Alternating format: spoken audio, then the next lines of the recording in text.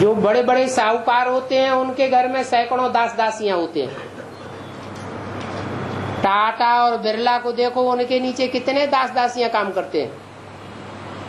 उंगली उठाई और उठा के नहीं आया, गेट आउट। तो उनका मर्तबा कोई कम होता है क्या? इसलिए बोला मुरली में कि सरेंडर होने के बाद वफादार, फरमानबरदार, ईमानदार अगर न बने तो दास दासी बनते रहेंगे। इससे क्या फायदा हुआ? कोई तो दास दासी बनते हैं राज परिवार के, कोई फिर राज परिवार को छोड़ के चले जाते हैं, फिर वो प्रजा के दास दासी बनते रहते हैं। तो क्या फायदा हुआ? बाबा सीढ़ी के चित्र में हाँ जी, बोलते हैं ना, आत्मा आती है उसमें ज्योति तो मतलब ज्योति माना ज्ञान की ज्योति बाबा बोलते हैं। फिर ऐसे तो स्थूल रूप में से आत्मा की ज्योति होती है। आंखों में से जो रोशनी निकलती है, जब शरीर छूट जाता है तो आंखों से रोशनी निकलना बंद हो जाती है। तो ज्योति स्वरूप है आत्मा या नहीं है? आंखों से जो ज्योति निकलती है वो आत्मा की ही ज्योति हुई ना।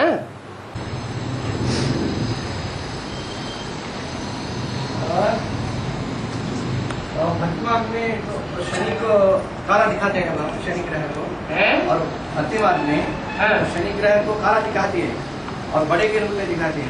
तो उसका क्या अर्थ क्या है?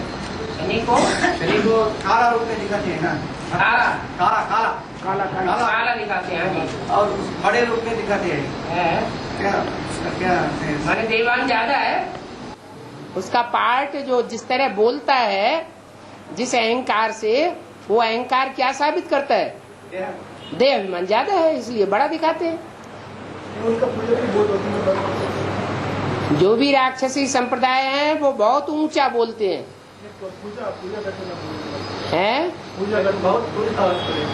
शनिदेव की पूजा भी शनिदेव जैसे ही करेंगे, सब थोड़ा ही करेंगे।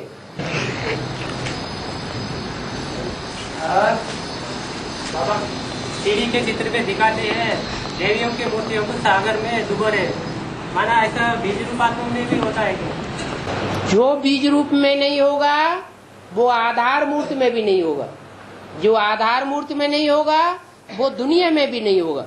वो लोग कहते हैं हम कदम कदम श्रीमत लेते हैं, हर बात पूछा जाता है। कौन कहते हैं? वो लोग कहते हैं। वो माने कौन? जो भी एडवांस पार्टी वाले कहते हैं। तो एडवांस पार्टी वाले एक ही जैसे हैं या सब अलग अलग हैं? फिर जो अलग अलग धर्मों के जो सूर्यवंशी नहीं है वो डूबोए जाएंगे या सूर्यवंशी ही डूब जाएंगे? नई दुनिया कहाँ से आएगी? बाबा तो बाबा ही निमित्त बनाता है ना उन लोगों को। तो बाबा निमित्त बनाता है। बाबा ने तुमको भी बनाया, वो जैसे मुसलमान कहते हैं अल्लाह मियाँ ने सितारे बनाए, अल्लाह मियाँ ने चांद बनाया, अल्लाह मियाँ ने सूरज बनाया, अल्लाह मियाँ ने जमीन बनाई। ये अल्लाह मियाँ सब करता है। बाबा एक सीढ़ी में कहा है बाप बच्चों की हर बात जानता है, वो बताना नहीं चाहता है। तो क्यों बताए? तो फिर बाबा डाउन करना है बच्चों को। बाबा जानता है तभी तो कहा ना। जानता है, लेकिन अगर उनके मुख के सामने बता दिया जाए तो डाउन नहीं हो जाएंगे। हाँ जी, बताने की जरूरत नहीं है, वो अपने आप समझेंगे हमारे अंदर कमजोरी है। तो फिर उन लोगों को डुबाने नहीं चाहिए ना बीच का। ये बताने से डुबोना हो जाता है। बाबा को फॉलो करेगा है जी, बाबा का कांटेक्ट रेगुलर रहता है ना उन लोगों। कांटेक्ट आत्माओं को रखना है या बाबा को रखना है 500 करोड़ के साथ? बाबा को भी फॉलो करके पूरा। बाबा को फॉलो करते हैं। बाबा के भी तो दो रूप है, एक ब्रह्मा का रूप है और एक बाप का रूप है। किसको फॉलो किस रूप में करना है? बाप को डायरेक्शन के रूप में फॉलो करना है और माँ को प्रैक्टिकल कर्मों में फॉलो करना है। ये क्यों भूल जाते हैं? और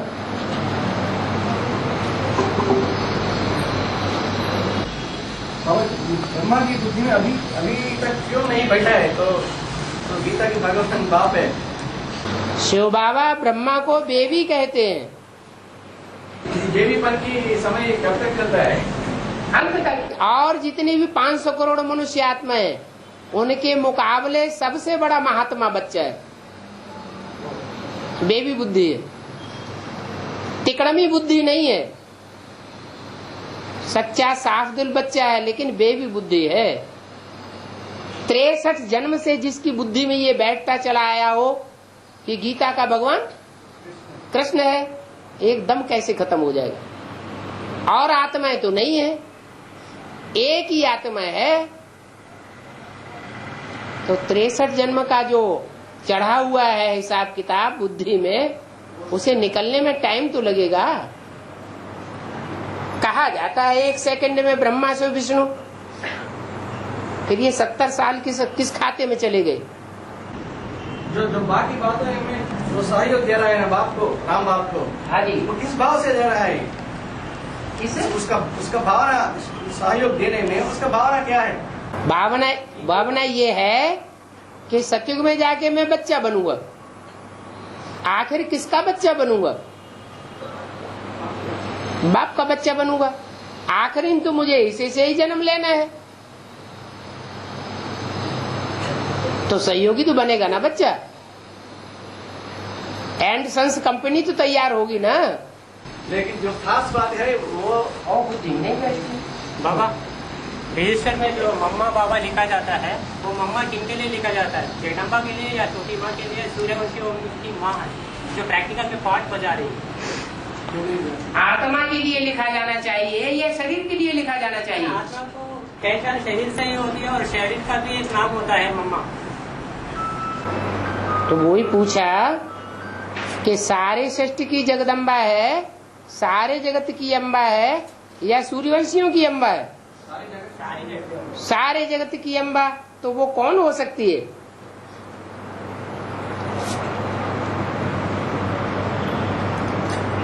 जैसे कहते हैं शिव शंकर भोलेनाथ, तो उसमें पहला नाम किसका है? बाद में तो छोटे बड़े का हिसाब हो गया ना। ऐसे ही में मम्मा पहले लिखा जाता है, बाबा बाद में। वो माताओं को आगे बढ़ाने के लिए वो मम्मा को ब्रह्मा, जगदम्बा। वो जब तक उसकी बुद्धि में नहीं बैठेगा तब तक किसी की भी बुद्धि में नहीं बैठेगा। ब्रह्मा की आत्मा आगे बढ़े तो ब्रह्मा की नवैया भी आगे बढ़े, और नवैया भी डूब नहीं सकती, हिलती डुलती रहेगी। लोग समझेंगे गई कि गई, अब तो खेल खलास होने वाला है, लेकिन आखिरी विजय होगी। शास्त्रों में 24 अवतार बताते हैं, जिसमें जो 24 अवतार करके शास्त्रों में बताते हैं। 24 अवतार। हाँ, उसमें रामकृष्ण जो है वो धर्मी का आधार लेते हैं, इसीलिए वो मनुष्य अवतार के रूप में बताते हैं। बाकी सब जो है वो ज्ञान जल का आधार लेते हैं। और इसका अर्थ क्या है? इसका अर्थ यह है उनको ज्ञान का अहंकार रहता है, और रामकृष्ण वाली आत्माओं को ज्ञान का अहंकार नहीं रहता। उनको सदैव बुद्धि में रहता है कि ज्ञान हमको किससे मिला है? शिव बाप से मिला है।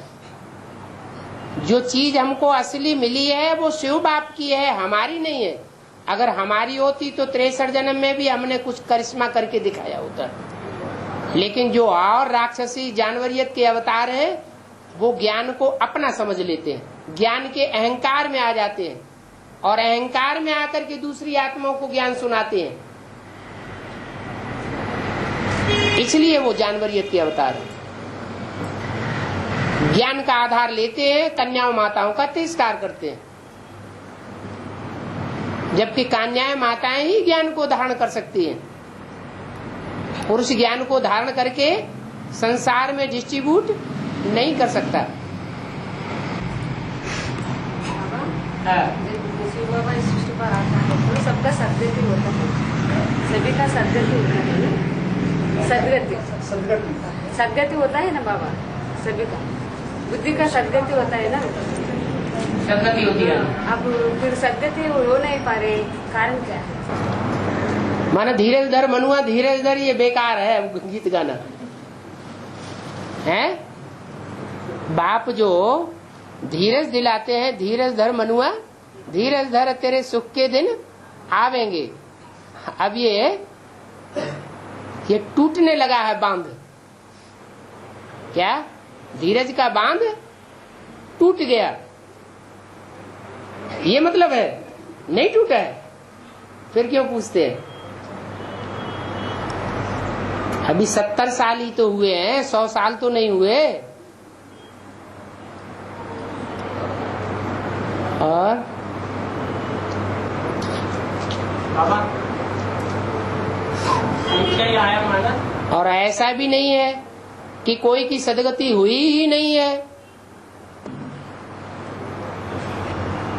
क्लास में 50 बच्चे हैं पढ़ने वाले, और 50 में से एक फर्स्ट क्लास पास होता है और 49 फेल हो जाते हैं। तो क्या टीचर को बेवकूफ कहा जाएगा? टीचर को बेवकूफ नहीं कहा जा सकता। अगर 49 ने पढ़ाई को धारण नहीं किया तो टीचर की इसमें क्या गलती? ऐसे ही बाप तो आया है सदगति करने, लेकिन सबकी बुद्धि की सदगति नहीं हुई है, इसमें बाप का क्या दोष? अगर एक की बुद्धि की भी सदगति हुई है तो इससे साबित होता है कि बाप का काम बरकरार चल रहा है।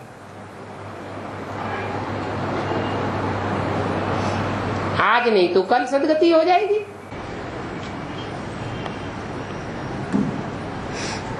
बाबा ऐसा क्यों नहीं होता कि टीचर ऐसे समझाए कि ऐसा क्यों नहीं होता कि टीचर ऐसे समझाए जो 24 सब समझ जाए है? वहाँ जो भी पढ़ने वाले हैं सब समझ जाए।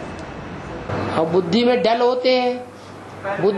बुद्धि का वरदान जन्म से मिलता है।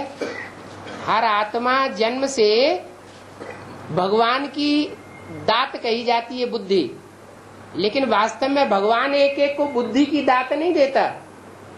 पूर्व जन्मों के हिसाब से हर आत्मा को बुद्धि की दात मिलती है। हर एक को अपने अपने प्रकार की बुद्धि मिली हुई है। बुद्धि रूपी धरणी हर एक की एक जैसी है या अलग अलग है? टीचर समझता है ना। हाँ, टीचर समझता है कि इनकी बुद्धि अलग अलग प्रकार की है। इसके अनुसार समझा सकते हैं। माना नीचे वाला नीचे ही रहेगा ना फिर। मैंने उनके उठाने के लिए है, उनको उठाने के लिए, हाँ, उनके उठाने के लिए समझाता है। अगर सारे ही लक्ष्मी नारायण बन जाए, मैंने बाप कोई पार्शियलिटी नहीं रखता है, ये भी कहा था ना। क्यों रखे पार्शियलिटी? हाँ, फिर बाप ने तो आकर के सुना दिया, दोनों को ही लक्ष्मी नारायण बना रहा है, बाकी को दोनों को ही लक्ष्मी नारायण बना रहा है, बाकी को मैंने कहा है ना सभी लक्ष्मी नारायण बन जाएंगे तो फिर क्या है? हाँ, तो फिर दोनों को ही बनाना चाहता ना। वो चाहता है, वो चाहता है। मतलब कहने का मतलब तो ये कोई साबित नहीं कर सकता कि बाप सिर्फ दो को ही लक्ष्मी नारायण बनाना चाहता है, औरों को नहीं बनाना चाहता। 40 वर्ष तक ये कोई साबित नहीं कर सकता। 40 वर्ष के बाद ये कहा जा सकता है कि 2 लक्ष्मी नारायण बने और बाकी उस स्टेज तक नहीं पहुंचे। बाबा समझना अलग एक चीज है और पुरुषार्थ करना अलग चीज है ना। वो हाँ, जो समझेगा नहीं वो पुरुषार्थ कैसे करेगा? समझ देने के बाद वो लक्ष्य नहीं रखता है कि पुरुषार्थ करें तो उनको छोड़ दे सकते हैं। पर जब तक तो छोड़ दिया ना। पर जब तक वो समझे जैसा समझा सकते ये हैं। अगर मगर कहाँ से आएगा? अगर समझे तो ऐसा, मगर ना समझे तो वैसा। चाहे वो समझ जैसे समझा सकते हैं ना। हाँ, टीचर हाँ। ऐसा समझा सकता है कि वो समझ जाए। क्यों नहीं कर सकता है? बाद में वो करे ना करे। तो वो तो हो रहा है। समझाने वाला समझा रहा है, सुनाने वाला सुना रहा है, न सुनने वाले नहीं सुन रहे हैं, एक कान से सुन के दूसरे कान से निकाल रहे हैं, न समझने वाले नहीं समझ रहे हैं, एक समझते हैं फिर समझते हुए भी नहीं समझते। तो क्या किया जाए इसमें? बुद्धि के आधार से समझ सकता उनकी बुद्धि को छू मंत्र गाली कर दिया जाए। बुद्धि के आधार से उनको समझ सकता है, बुद्धि के आधार से उनको समझा बुद्धि के आधार से ही नंबरवार समझ रहे हैं ना। बाबा देवता ये पूछ पकड़ के चलते हैं और असुर मुख पकड़ते हैं। हाँ जी, मतलब इस मुरली में प्रैक्टिकल में देखने में आ रहा है ना। बाबा इस मुरली में ऐसा कहा है, उस मुरली में ऐसा कहा है, है, और शास्त्र आदि तो भगवान रचता है नहीं है, पतित मनुष्यों ने शास्त्र आदि रचा है। तो फिर परमात्मा बाप से हम बात कर रहे हैं, तो फिर बिना अविनाशी ज्ञान मुरलियों के पाठ उठाने चाहिए या शास्त्रों की बात उठाने चाहिए? शास्त्र जो है उनमें बता दिया कि द्वापर के आदि में शास्त्रों में भी सच्चाई थी, क्योंकि द्वापर के आदि में सात्विकता थी, शास्त्र भी सतो प्रधान थे। एक मिनट, तो द्वापर का आदि जो है वो सतो प्रधान शास्त्र होने की वजह से सच्चाई उनमें ज्यादा थी, और बाद में मनुष्य ज्यादा ज्यादा ज्यों-ज्यों विकारी होता गया उन शास्त्रों के इंटरप्रिटेशन खराब होते गए। तो इसलिए बोला है अभी शास्त्रों में आटे में नमक मिसल सच्चाई है, तो जो नमक मिसल सच्चाई है वो ही बाप बताते हैं, सारी बात नहीं उठाते हैं। तो बाबा से पूछना चाहिए ना बाबा। तो कहते हैं ना जब बाबा आता है तो हर बात बाबा से पूछ के। मुरलियों में शास्त्रों की भी तो बातें आती हैं, तो जो शास्त्रों की सच्चाई है वो मुरलियों में आती है। तो हाँ जी, ऐसे पूछने से आसुरी क्यों कहा? किसको? सभी कह रहे हैं। तो आप ही बात उठा रहे हैं, कौन उठा रहा है? आप कह रहे हैं कि जो मुंह पकड़ते हैं वो असुर है, जो पूंछ पकड़ते हैं वो देवता है। पूंछ पकड़ना माने पीछे पीछे चलना, फॉलो करना, और मुख पकड़ना माने ऐसे क्यों कहा, उस मुरली में ऐसे कहा, उस मुरली में ऐसे कहा, ऐसे कैसे हो गया? हम जो समझ रहे हैं वो कहाँ तक सही है? बाबा को व्यक्त नहीं करेंगे तो हम कैसे समझाएंगे बाबा? हम कैसे समझ पाए? बाबा कहाँ मना कर रहे हैं? बाबा तो आए ही हैं असुरों को क्या बनाने के लिए, तो बाबा क्यों मना करेंगे? 2006 बॉम्बे में चला गौतम अपने ऐसा कहा गया। क्या कहा गया? वही जो उस मुरली में ऐसा कहते हैं, उस मुरली में ऐसा कहते हैं, बाबा से ऐसा मुंह पकड़ने वाली बातें करते हैं। मुंह पकड़ने वाली बातें तो है, तो मुंह पकड़ने वाले बाबा कहते हैं जब तुम ज्ञान में नहीं आए थे, बेसिक में नहीं आए थे तब कुछ जानते थे, अभी एडवांस में आ गए हो। जब एडवांस में नहीं आए थे तो बेसिक नॉलेज की बातें, वो एडवांस की बातें कुछ जानते थे, पहले तुम कुछ भी नहीं जानते थे। एडवांस में बेसिक में आने के बाद तुमने बोलना शुरू कर दिया। बाप कहते मैं तो खुद ही आकर के सारी पढ़ाई पढ़ाता हूँ, लेकिन तुम्हारे में तसल्ली नहीं है, धैर्य नहीं है। तो धैर्य किसमें होता है और किसमें नहीं होता है? जो निश्चय बुद्धि होंगे वो धैर्य धारण करके चलेंगे। बाप आया है तो जरूर हमको पार लगाएगा, सारी दुनिया को पार लगाएगा, तो हमको छोड़ देगा क्या? छोड़ेगा नहीं। तो जब तसल्ली नहीं है तो बाप कहते हैं अच्छा, जो कल पूछना चाहते हो तो आज पूछ काट दो। पूछ कटे तो अच्छा है ना, पूछ पूछ की पूछ लगी रहे तो प्रश्न चित्त कहा जाएगा या प्रसन्न चित्त कहा जाएगा? वो बात बार बार दिमाग में अटकती रहेगी, पुरुषार्थ को क्षीण करेगी।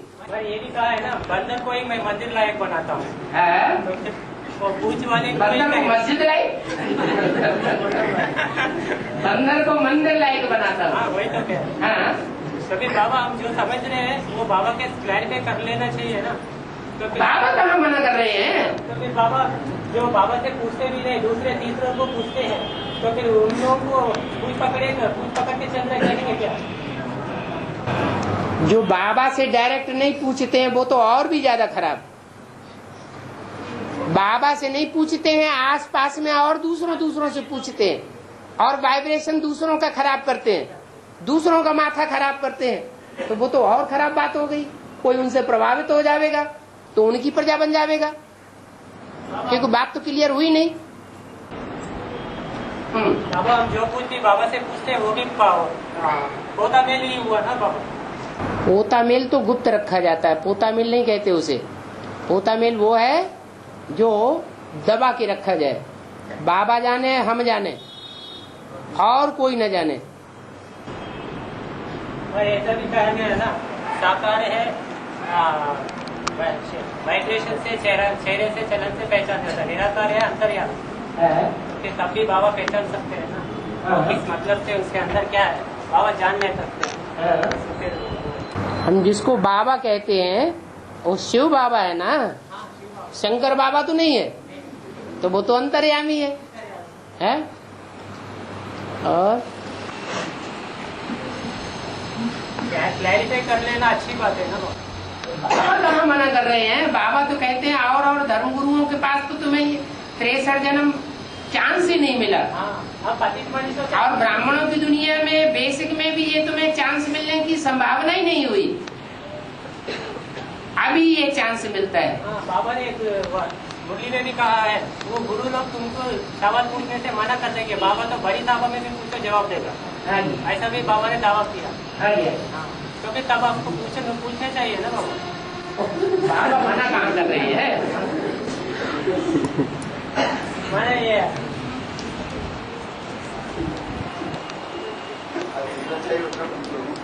तुम्हारा दिल खा रहा है क्या?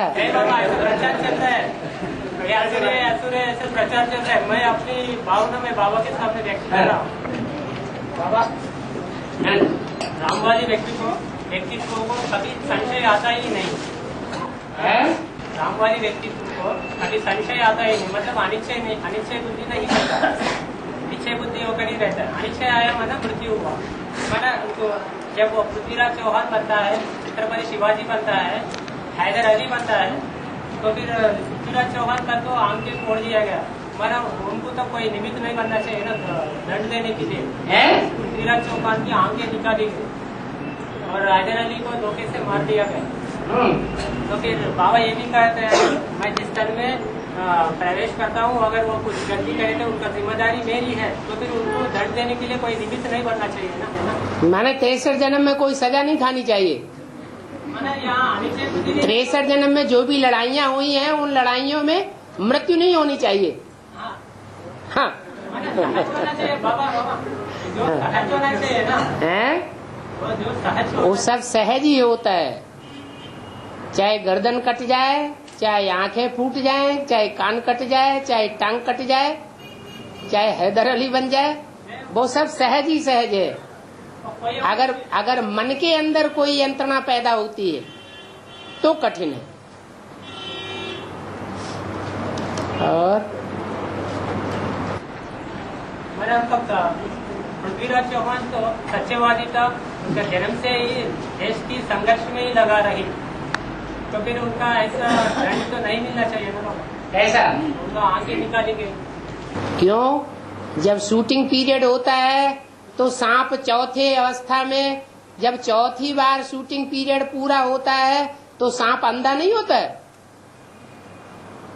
उसका फाउंडेशन इधर कैसे पड़ा? सांप का मिसाल किस लिए दिया गया? माया किसी को छोड़ती है क्या? जब पूरा पतित पने का ग्रहण लगता है तब बाप आकर के चोटी पकड़ के उठाते हैं। उठाने के बाद ही ये 100 साल चलती है, उसी में ठीक होता है ना। हाँ जी, हाँ जी, हाँ जी। हर युग में उतरती कला और हर युग में चढ़ती कला। संगम युग में पहला ब्राह्मण, सतयुग में पहला देवता, त्रेता में पहला क्षत्रिय, द्वापर में पहला वैश्य, कलयुग में पहला शूद्र उसे बनना है। पहला शूद्र जो है वो विभिचारी जो पहले बने सो पहला शूद्र। अति का राम वाली आत्मा सबसे बड़ा राजा है ना दुनिया का, तो राजाएं तो कलयुग में आकर के विभिचारी बन जाते हैं, तो शुरुआत कौन करेगा?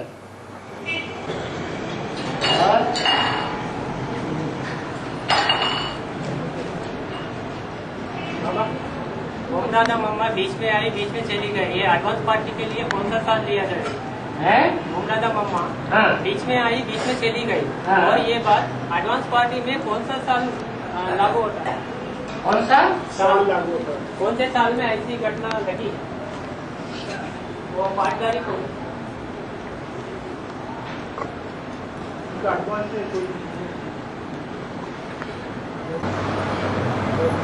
अच्छा, ओम राधे मम्मा माने छोटी में। नहीं, बेसिक में हाँ। माँ सरस्वती कहा जाता है। हाँ हाँ, उन्होंने बीच में आई, बीच में चली गई।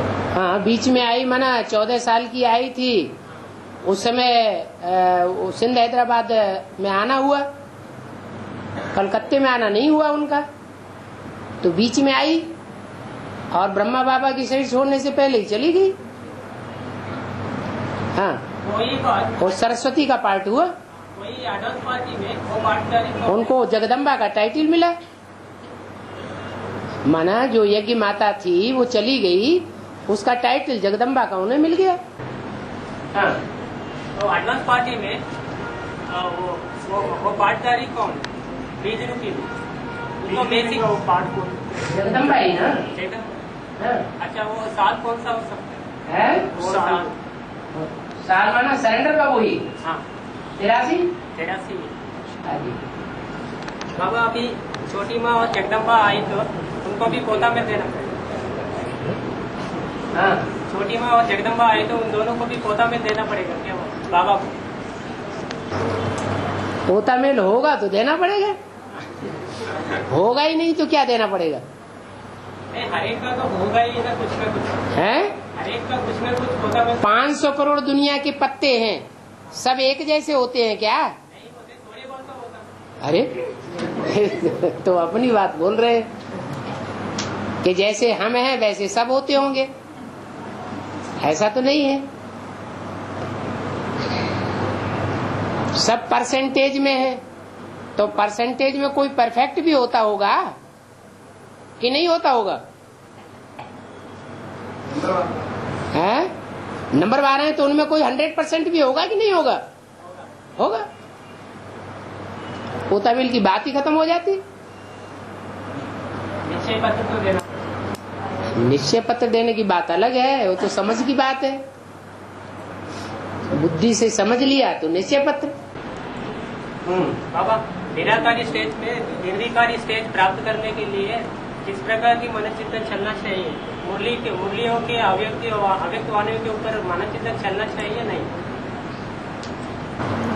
चाहिए की बात नहीं होती है। जो जितना आत्म की स्थिति में स्थित रहता है, बिंदु रूप स्टेज में अपनी आत्मा को समझता है, जितना सार में टिकता है, उतना विस्तार अपने आप ऑटोमेटिक हो जाता है।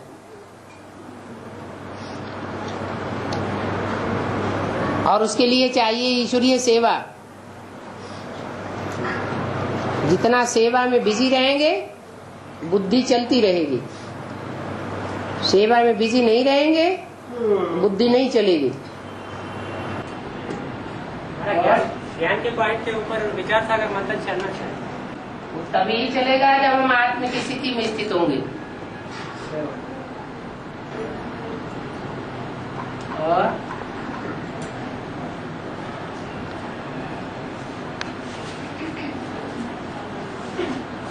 और बाबा की जो पहले जो सात्विक रूप से शास्त्र होता है ना, मैं समझता हूँ वो लिखने वाला जरूर राम और कृष्ण का होना चाहिए, क्योंकि वो सात्विक है।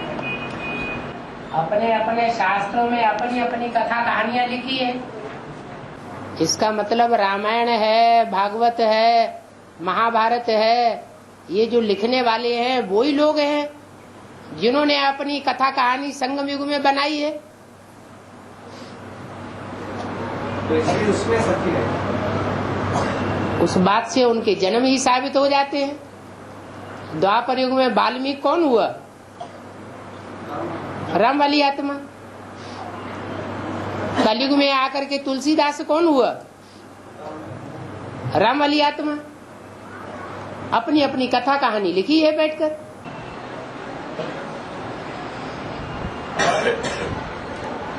बाबा, आत्मा जितना जिम्मेदारियों का ताज निभाएगी, उतना ही द्वापर कलयुग में उतनी बड़ी जिम्मेदारी निभाने वाले राजा ही बनेंगे। ठीक है। हमारे यहाँ तो भाइयों को तो कोई जिम्मेदारी नहीं मिलती है। भाइयों को कोई जिम्मेवारी नहीं मिलती है। भाइयों को जिम्मेवारी नहीं है कन्या माताओं की सुरक्षा करें, कोई जिम्मेवारी नहीं। हम भूल गए, हमको याद ही नहीं है। नहीं, ये बात तो याद ही नहीं। सबसे बड़ी जिम्मेवारी है भाइयों की। भाइयों को गाइड बन करके रहना है, गार्ड बन करके रहना है। गाइड नहीं बनना है। गाइड तो शिव है। हाँ, बाबा ये टाइटल तो मिला गया है ना, दुर्योधन दुशासन। टाइटल हर जन्म में मिलता है या एक जन्म में मिलता है? शूटिंग पीरियड में जो भी टाइटल मिलता है वही ब्रॉड ड्रामा में प्ले होता है। जो टाइटल मिलता है वो अन्यायपूर्वक मिलता है या न्यायपूर्वक मिलता है? तो पूर्व जन्म में ऐसे कर्म किए होंगे जिसके आधार पर आखिरी जन्म में संगम युग में आकर के पुरुष चोला मिलता है। इसमें नीचे जाने की बात नहीं है। ये होना चाहिए कि बुद्धि में ये बात आए कि बाबा ने ये भी बोला है कि कुमार जो चाहे सो कर सकते हैं। अच्छे से अच्छा करना चाहे तो अच्छे से अच्छा कर सकते हैं और बुरे से बुरा करना चाहे तो बुरे से बुरा कर सकते हैं। अपनी अच्छाई को देखें तो हम आगे बढ़ जाएंगे। लेकिन पुरुष चोला मिलना एक बड़ा है ना बाप है संगम युग में तो पुरुष चोला मिलना है एक बड़ा है, क्योंकि वो स्वेच्छा रहती है ना। हाँ, उनको बंधन में नहीं रहना पड़ता। कन्या माताओं को इस कलयुग के अंतर में आकर के बंधन में रहना पड़ता है, नहीं तो चौराहे पर दिन रात स्वतंत्र होकर के नहीं रह सकते।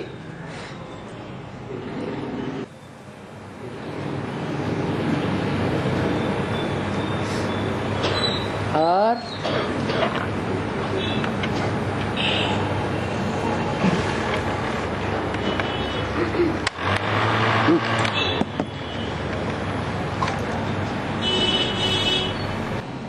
तो संस्कृत गीता में श्लोक है एक गलत दिया है, तो यस्य सर्वे समारंभ काम संकल्प वर्जिता ज्ञानाग्नि, उसमें ज्ञानाग्नि लिखा है बाप, लेकिन ज्ञान तो जरूर है ना, योग को अग्नि कहा जाता है। तो संस्कृत गीता में एक गलत हुई। ज्ञान अग्नि भी है, ज्ञान का अग्नि कहा जाता है, ज्ञान को जल भी कहेंगे, ज्ञान का अग्नि भी कहा जाता है। ज्ञान में अग्नि भी है। कैसा बाप? अग्नि बाण नहीं होता है। और वो कहना सही है बात, हाँ जी, ऐसा कहना सही है ना। हाँ जी, हाँ जी।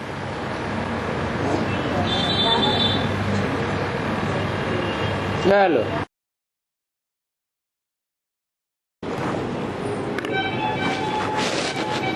आधा घंटे का टाइम वार्तालाप का मिलेगा।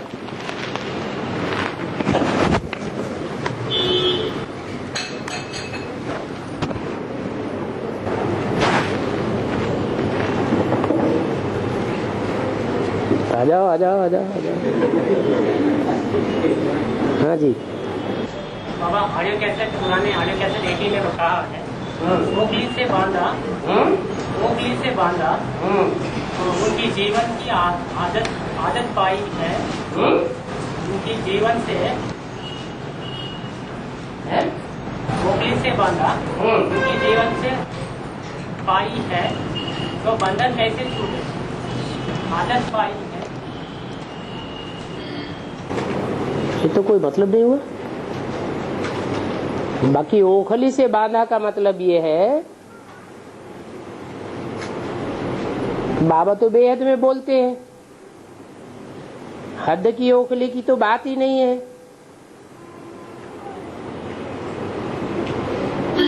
ये तो कोई आत्माएं हैं जिनको ओखली के रूप में दे दिया है। ओखली में मुख्य रूप से चावल कूटे जाते हैं। चावल आत्मा की निशानी है। टीका चढ़ाते हैं तो साथ में चावल निशानी लगाते हैं।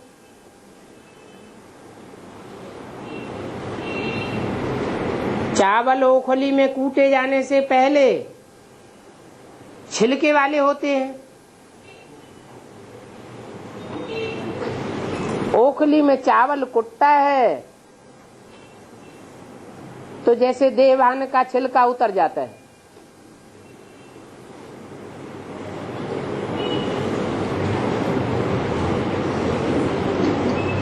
तो कोई आत्माओं की बात है।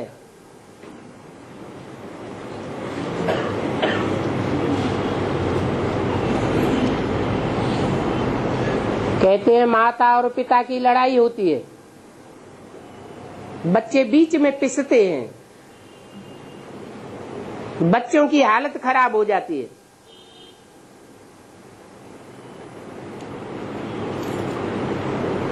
ऐसे ही बताया है कि कृष्ण को यशोदा ने ओखली से बांधा।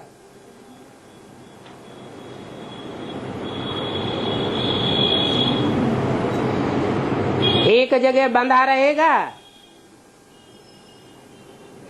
तो ज्यादा डिस्टरबेंस नहीं पैदा करेगा,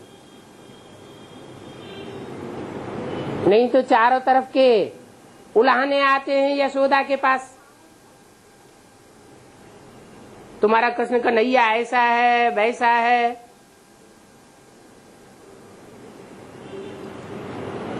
तो कहानी बनाई दी है, एक ओखली से बांध दिया। अब सारी दुनिया की आत्माएं चावल मिसल तो हैं ही।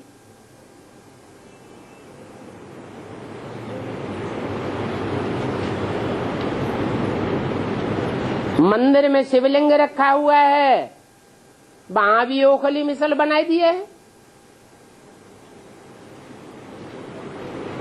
लिंग रूप में बाप दिखाई दिए है। अब उसे मूसल कहो या लिंग कहो, ओखली कहो, जलाधारी कहो, बात एक ही है।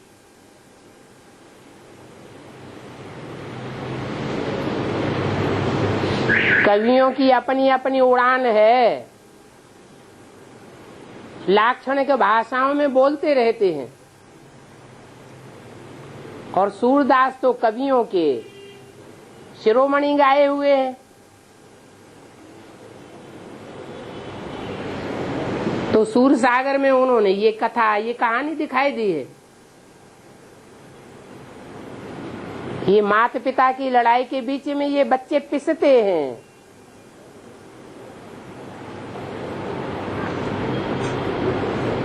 ऐसे बुद्धि फ्री रहनी चाहिए,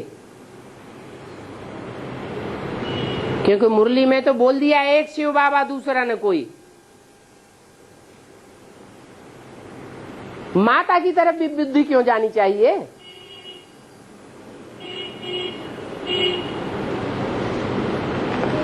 एक में बुद्धि रमी रहे। लेकिन 63 जन्म के आदि हैं।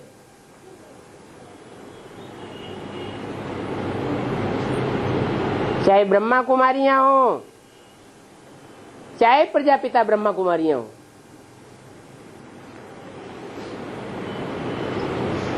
जाति तबक्का ऐसों का निकलता है जो अम्मा के पीछे ही पड़े रहते हैं।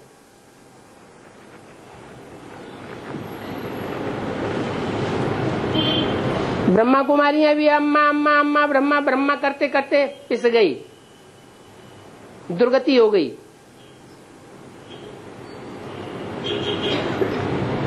अभी एडवांस में तो ये बीज हैं, वो बेसिक नॉलेज वाले हैं, ये एडवांस हैं, ये उनके भी बाप हैं।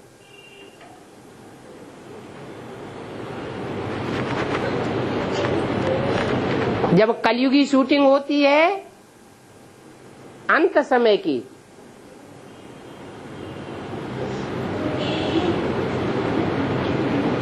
तो असुर संहारिणी के चंबे में सब आ जाते हैं। फालतू पिस मरते हैं। लेकिन ड्रामा कल्याणकारी है। जो भी होता है, कोई पहले आत्मा बनते हैं, कोई बाद में आत्मा बनते हैं।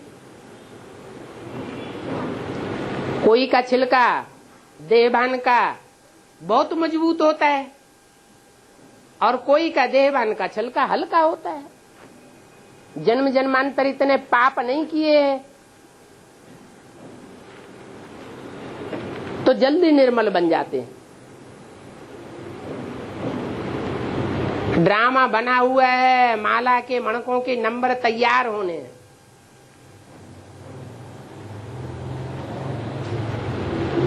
एक नंबर से लेकर के 500-600 करोड़ नंबर हैं और सबके अंदर नंबरवार देवान है और अपना अपना पार्ट भरा हुआ है।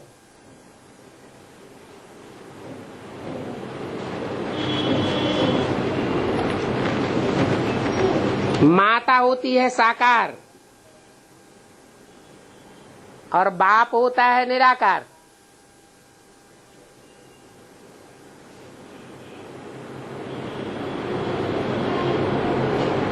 साकार को पत्थर की ओखली के रूप में दिखाया है, माता के रूप में।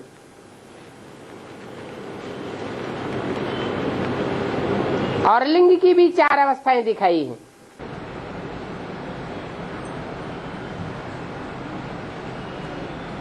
सतयुग आदि में है हीरक लिंग, सतयुग में है स्वर्ण लिंग, त्रेता में है रजत लिंग, द्वापर में है ताम्र लिंग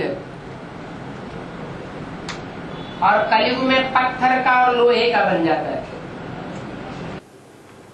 या तो लक्कड़ बुद्धि बन जाता है।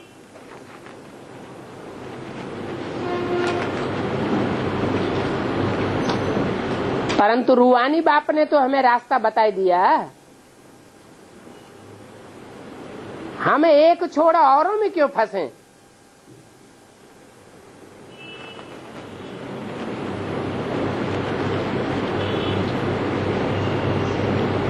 तो कहानी बनाई हुई है ओखली और मूसल की।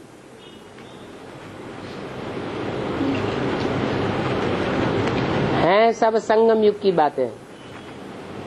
और आने वाले 10 वर्षों में भारत में भ्रष्टाचारों का अंत और भारत श्रेष्ठाचारी बनेगा। और एक वार्तालाप में कहा 76 में बाप की प्रत्यक्षता हुई, इसका मतलब ये नहीं उनका पूरा परिवर्तन। इन्होंने 5 विकारों को जीता, उससे बड़ा परिवर्तन क्या हो सकता है? और उनमें ऐसा कौन सी परिवर्तन लाना बाकी है? शूटिंग की बात भूल गए। हाँ, कोई भी आत्मा चाहे बेसिक नॉलेज में आती है और चाहे एडवांस नॉलेज में आती है, पहले पहले सतो प्रधान पार्ट बजाती है, बाद में सतो से सतो सामान्य, फिर रजो, फिर तमो होता जाता है। तो राम बाप की आत्मा भी जब एडवांस नॉलेज शुरू होती है तो सात्विक स्टेज में, निर्विकारी स्टेज में पार्ट बजाती है। उस समय की जो वाणी है, जो मुरलियां हैं, उनको गहराई से देखा जाए, कितने उमंग उत्साह वाली है। वो ज्ञान भी 4 अवस्थाओं से पसार होता जाता है, सतो प्रधान, सतो सामान्य, रजो और तमो। क्योंकि शूटिंग पीरियड में बाप को बच्चों के कनेक्शन में आना है। आदि के बच्चे और अंत समय में उतरे हुए बच्चे, उनमें फर्क तो होता है ना। सुप्रीम सोल बाप को तो संग का रंग नहीं लगता, लेकिन जिसमें प्रवेश करता है राम और कृष्ण में, उनको संग का रंग लगेगा या नहीं लगेगा? शूटिंग पीरियड में तो संग का रंग लगता जाता है और आत्मा के सतो प्रधान से तमो प्रधानता की ओर जाने की शूटिंग होती जाती है। तो इसमें क्रॉस क्वेश्चन नहीं उठ सकता कि बाप तो सतो प्रधान बन गया। बन तो गया, लेकिन शूटिंग का जो चक्र है वो चालू है। और ये रिहर्सल जब तक फाइनल नहीं होती है जब तक पूरी कर्मातीत स्टेज नहीं आती है और सब बच्चों को बाप वापस ले जावेगा, कोई को छोड़ के नहीं जावेगा। इसलिए बाप की तो जिम्मेवारी है।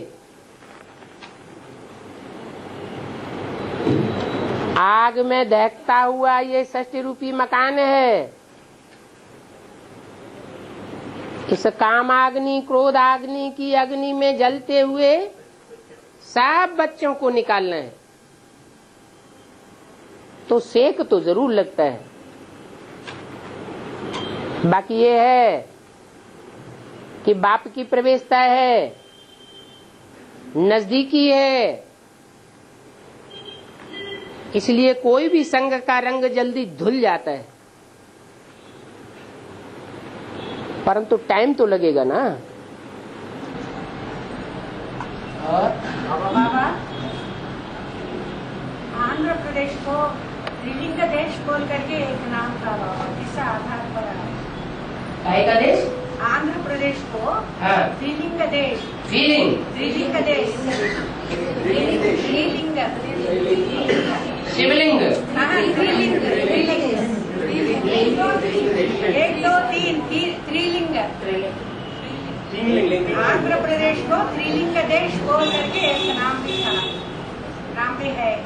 किस आधार पर? मुरली में, हाँ ऐसा नहीं, एडवांस वाणी में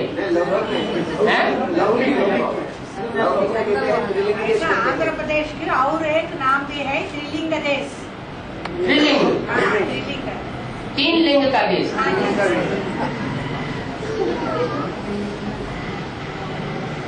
नाम किसने रखा है? वो त्रिलिंग नाम किसने रखा? कोई आंध्र प्रदेश वाले ने रखा या कर्नाटक वाले ने रखा? हाँ, आंध्र प्रदेश तो स्टेट का नाम है, लेकिन त्रिलिंग जो नाम दिया है वो किसने नाम दिया होगा? कर्नाटक वालों ने दिया। कर्नाटक वालों को क्या पड़ी है त्रिलिंग नाम दे आंध्र प्रदेश को? है?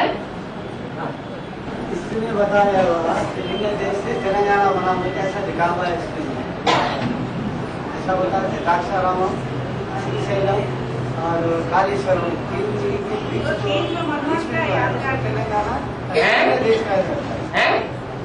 द्राक्षारामम नहीं, माता जी का कहना है कि आंध्र प्रदेश में 3 मिनी मधुवन बने, इसलिए त्रिलिंग नाम कोई ने रख दिया होगा। अब चौथा अगर निकल आए तो है, क्योंकि चौथा भी जल्दी खुलने वाला है, तो 4 लिंग नाम रख दे।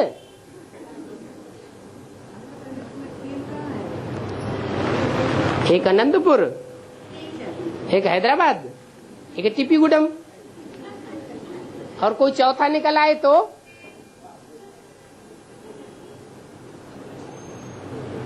इसलिए जो भक्ति मार्ग की बातें बाबा ने बोली हुई है,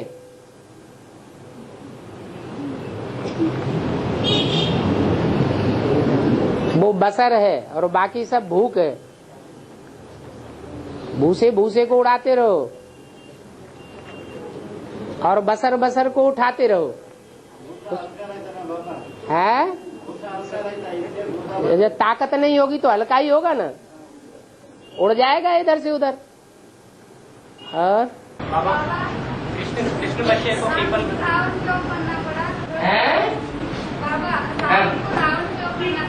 राम को रावण इसलिए बनना पड़ा,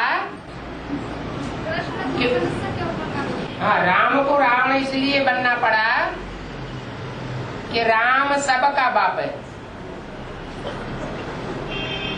राम वाली आत्मा में सबका बाप है या नहीं है? जब सारी दुनिया का बाप है तो रावण का बाप होना चाहिए कि नहीं है? रावण का भी बाप होना चाहिए। इसलिए मुरली में बोला है, दुनिया की ऐसी कोई बात नहीं जो तेरे ऊपर लागू न होती हो।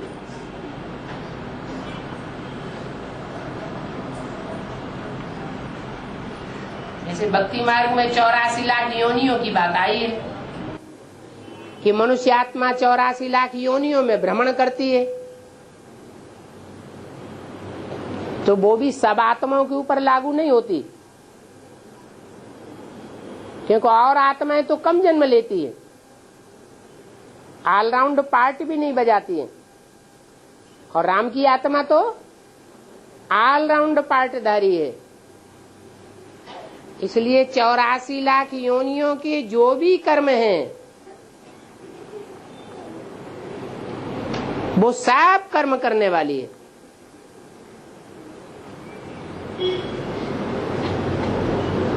इसलिए भक्ति मार्ग में कह दिया है कि 84 लाख योनियों में मनुष्य आत्मा जाती है,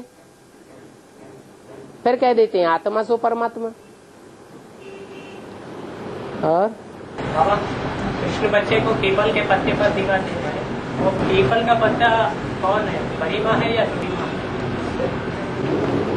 पीपल का पत्ता उसे कहा जाता है जो बहुत हिलता डुलता है।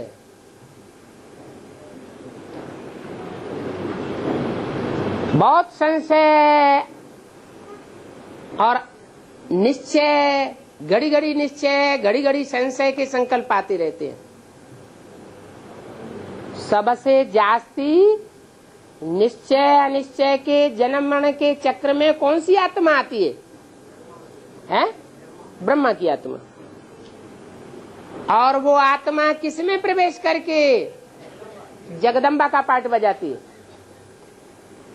है? जगदम्बा में प्रवेश करती है और पीपल के पत्ते का पाठ बजाती है। जितने भी वृक्ष हैं उन वृक्षों में एक पीपल का पत्ता ही ऐसा है जो थोड़ा भी हवा का झोंका आता है, नहीं भी आता है तो भी हिलता डुलता रहता है।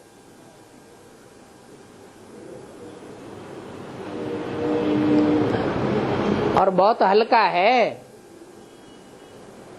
संसार सागर में पड़ा हुआ है जिसे विषय सागर कहा जाता है। विषय सागर में ऊंचे ऊंचे तूफान आते हैं, उन तूफानों में वो पत्ता के लिए गारंटी है कि वो हिलेगा डुलेगा, वो नैया डूबने वाली नहीं है, भले कितनी भी हल्की है, क्योंकि उसमें कृष्ण जैसी आत्मा बिठैया है और बाप उसका खिवैया है। कृष्ण वाली आत्मा माने ब्रह्मा की सोल उसमें बैठी हुई है, आराम से बुद्ध रूपी अंगूठा चूस रही है, गर्भ महल में पड़ी हुई है, कोई तकलीफ की बात नहीं, मनन चिंतन मंथन का अंगूठा चूसती रहती है।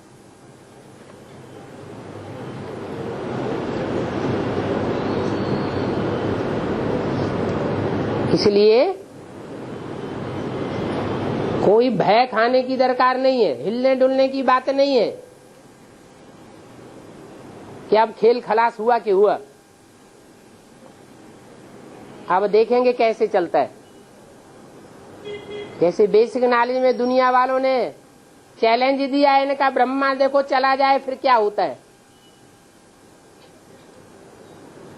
तो ब्रह्मा चला गया, फिर क्या ब्रह्मा कुमारी आश्रम बंद हो गया क्या? अभी भी चल रहा है।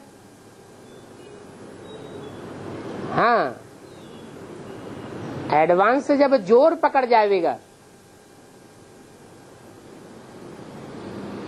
जैसे छत डाली जाती है, लेंटर डाला जाता है तो कच्ची छत बनाई जाती है,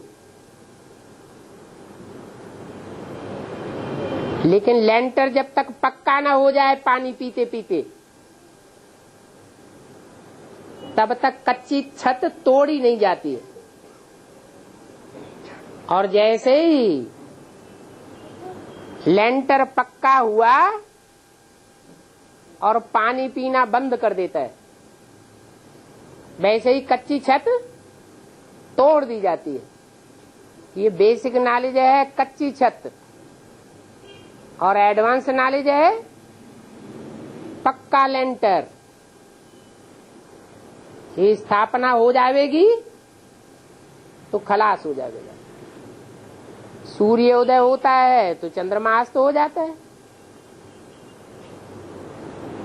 उसको कहते हैं पूर्णमासी, पूर्णिमा। ज्ञान चंद्रमा ब्रह्मा की माँ, ब्रह्मा वो भी संपन्न स्टेज को पा लेता है, 16 कला संपूर्ण बनता है। और जो माया मासी है वो भी अपना संपूर्ण रूप दिखाई देती है, फिर ज्ञान सूर्योदय हो जाता है। बाबा मुरली में एक मुरली पॉइंट है, कृष्ण का जन्म तब होगा जब अनेक धर्म नहीं होंगे। ये स्थूल धर्मों की बात है, ब्राह्मणों की नौकरी मिलकर एक होने की बात है। कृष्ण का जन्म अंदर वालों के लिए है या बाहर वालों के लिए? अंदर वालों की, अंदर वालों की बात है। तो फिर नौकरी को लाए हो।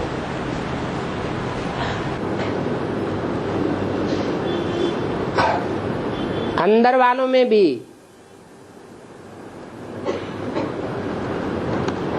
सूर्यवंशी संगठन के बीच में कृष्ण का जन्म होगा या ब्राह्मणों की नौकुरियों के बीच में कृष्ण का जन्म होगा? सूर्यवंश के बीच में होगा। सूर्यवंश में भी जो पूर्वज आत्माएं हैं, हर धर्म की पूर्वज हैं, सिर्फ उनके बीच में होगा। बहुत बड़ा संगठन नहीं होगा।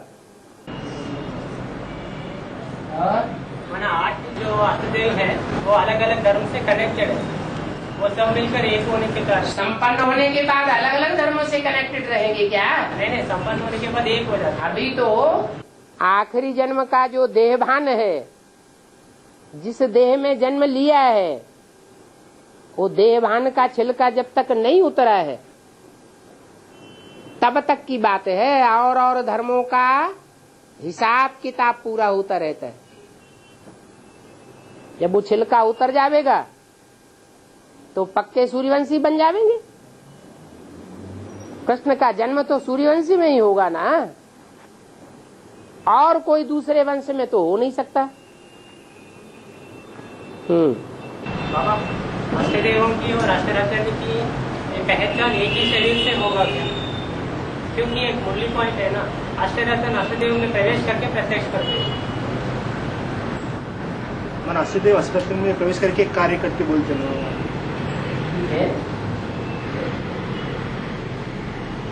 उल्टा हो जाता है। मैंने उनको द्वापर कलयुग में ऊपर से आने वाले धर्म पिताओं ने नीचे वालों में प्रवेश किया।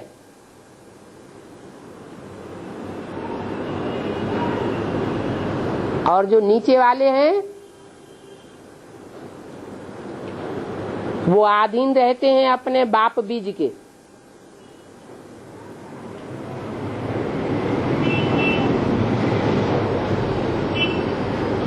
बीज बाप जो होते हैं वो उस समय कमजोर पड़ जाते हैं, और जिन आधार मूर्तों में ऊपर से आत्मा प्रवेश करती है वो पावरफुल हो जाती है। अब यहाँ उल्टा हो जाना है।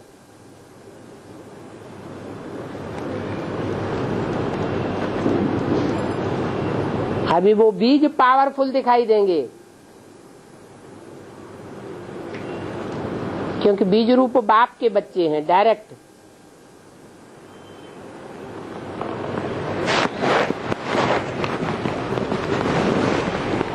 इसलिए जैसे ब्रह्मा की सोल प्रवेश करती है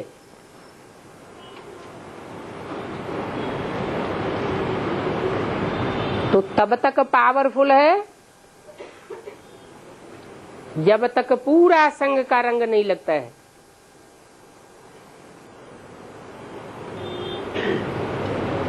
पूरा ज्ञान का असर नहीं होता है। कोई भी प्रवेश करने वाली आत्माएं अभी भी देखी जाती हैं, बहुत हुड़दंग मचाती है पहले पहले, और जैसे जैसे प्रवेश करके एडवांस ज्ञान को समझती जाती हैं, उनकी सात्विक स्टेज बनती जाती है और अपोजिशन करना बंद कर देती है। तो ऐसे ही है। वो रतन तो वास्तव में कमजोर आत्माएं हैं, क्योंकि ज्ञान पूरा धारण नहीं करती, अधूरी नॉलेज लेती है। अगर वो भी पूरी नॉलेज ले लेवे तो अष्टदेव उनको कभी आकुपाई नहीं कर सकते, हरा ही नहीं सकते। लेकिन ड्रामा ऐसा बना हुआ है, रूहानी बाप रूहानी बच्चों को ही ज्ञान देते हैं। जो रूहानी स्टेज को धारण करने वाले बच्चे हैं वो ही रूहानी बाप को पहचानते हैं, दूसरे पहचान नहीं सकते। और बाबा एक वार्तालाप में कहा है, जब तक ब्रह्मा की प्रवेशता इनमें है, इनका भी परिवर्तन नहीं होगा। इसका मतलब है ब्रह्मा माने अधूरा और विष्णु माने संपूर्ण। तो ब्रह्मा सो विष्णु बन जाएगा, तो वो तो संपन्न है ही है, उसको पलटने में देर ही नहीं लगेगी।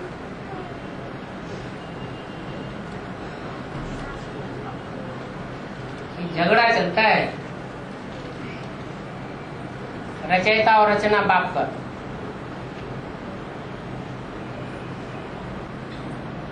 अष्टरतन एडवांस पार्टी के मुख्य है। अष्टरतन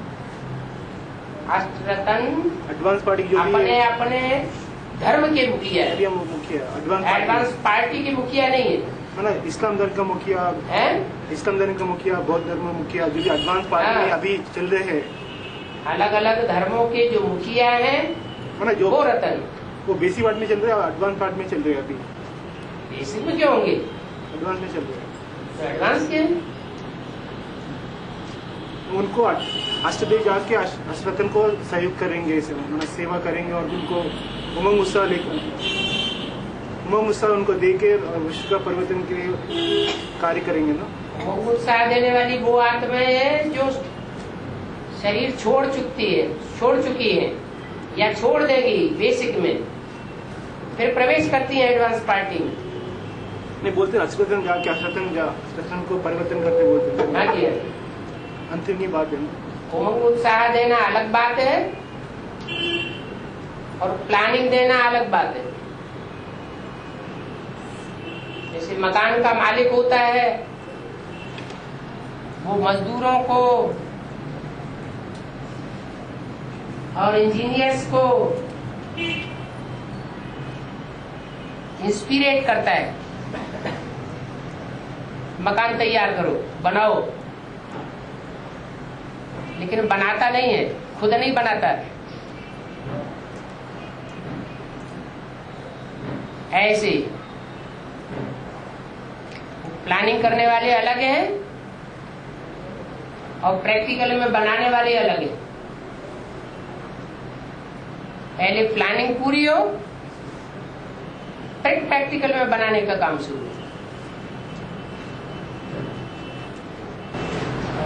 बाबा दीदी आदित्य दोनों बहन थे। बहन दोनों बहन थे।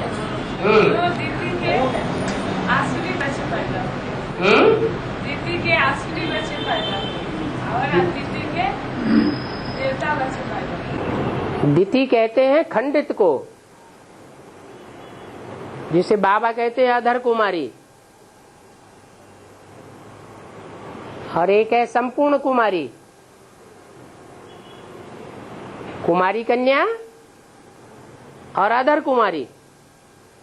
ऐसे ही दो शब्द दे दिए हैं संस्कृत में, दिति। दिति माने अधर कुमारी, खंडित हुई कुमारी, और अदिति जो खंडित नहीं है। तो दिति से दैत्य पैदा हुए। विविचार से होता है विनाश, अपवित्रता से होता है विनाश, और पवित्रता से होती है स्थापना। तो दिति दैत्यों की दुनिया बनाने की मुखिया बन जाती है, मां बन जाती है, और अदिति देवताओं की दुनिया बनाने की निमित्त बन जाती है। तो छोटी माँ में हो गई बाबा। जो पवित्रता ज्यादा धारण करने वाली हो जन्म जन्मांतर की, वो देवताओं की पालना करने वाली बनती है। जो स्थापना करेगा उसको पालना भी करेगा।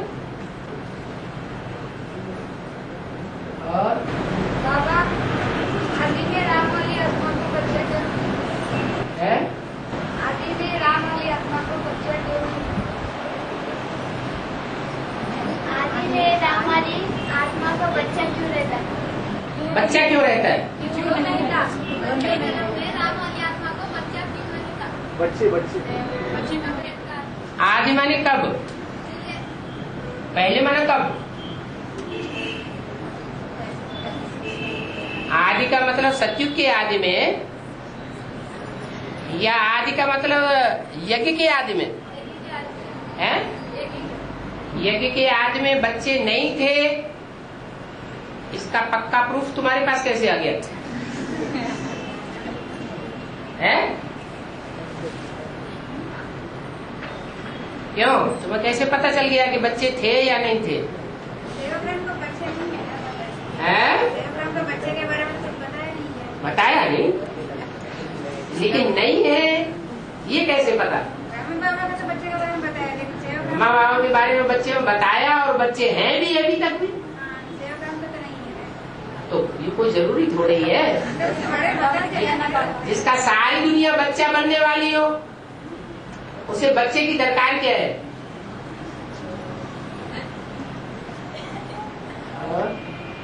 बाबा एक मुरली भाई थे, आगे बच्ची के तन में आते थे, हाँ। गुलाब जल डाला तो भाग जाता था। हाँ? तो वो बच्ची कौन है? दो माताएं थी ना, वो तो बूढ़ी माता ही थी ना। तो भले बूढ़ी माताएं थी, भले बूढ़ी माताएं थी, लेकिन उन माताओं में भी ज्ञान में आने के बाद कोई पवित्र रहती है और कोई पवित्रता का पालन नहीं कर पाती उतना। तो किस में आवेंगे? पतित होगा उसमें आवेंगे, जो पावन होगा उसमें नहीं आवेंगे। माताओं को कन्या बना देते हैं और कन्याओं को माता बना देते हैं। नवरत्न की गायन और अष्टरत्न की गायन में फर्क है। फर्क नवरत्न के रूप में गायन करते हैं और अष्टरत्न के रूप में गायन करते हैं। अष्टरत्न के रूप में गायन नहीं है, नवरत्नों का गायन है, अष्ट देवों का गायन है। हाँ, नवरत्न का गायन है और नवरात्रि का गायन है, नौ नारायण का गायन है, लेकिन पूजा नहीं है। नौवां जो है वो आर्य समाज से कनेक्टेड है, वैल्यूलेस धर्म है। जो नौ रत्न होते हैं उनमें वैल्यूलेस रत्न होता है पुखराज, उसकी कोई कीमत नहीं होती है। औरों की कीमत दिखाने के लिए उसको रखा जाता है।